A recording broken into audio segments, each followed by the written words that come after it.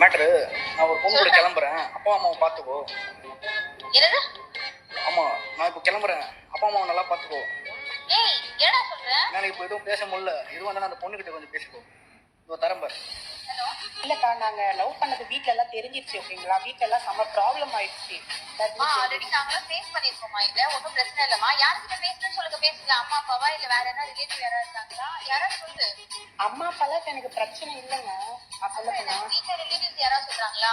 வீட்ல ரிலேட்டிவ்ஸ் அண்ணன் தம்பி யாரும் பிரச்சனையே இல்லை இப்ப எனக்கு. வேற என்ன பிரச்சனை சொல்லுங்க, சொன்னதானே ஃபேஸ் பண்ண முடியும். ஹலோ.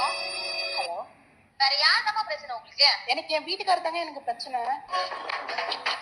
இல்ல, புரியல. இல்ல, வீட்டுக்காரர் தான் எனக்கு பிரச்சனை. குழந்தை எல்லாம் வேற வீட்லயே விட்டு வந்துட்டேன் இதுக்காக. யாரு இருக்காரு? என்ன பிரச்சனை? என்ன சொல்றீங்க? என்னடி சொல்ற? ஹலோ. சொல்லுங்க. நீ அவங்கிட்ட போன் கொடு. ஹலோ, சொல்லுக்கா.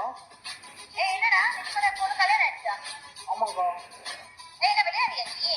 என்னக்கா பண்றது? விதி விளையாடிச்சு. ஏய் நாயே, நீ விளையாண்டு போட்டு விதி மேலாண்டா பழி போடுற.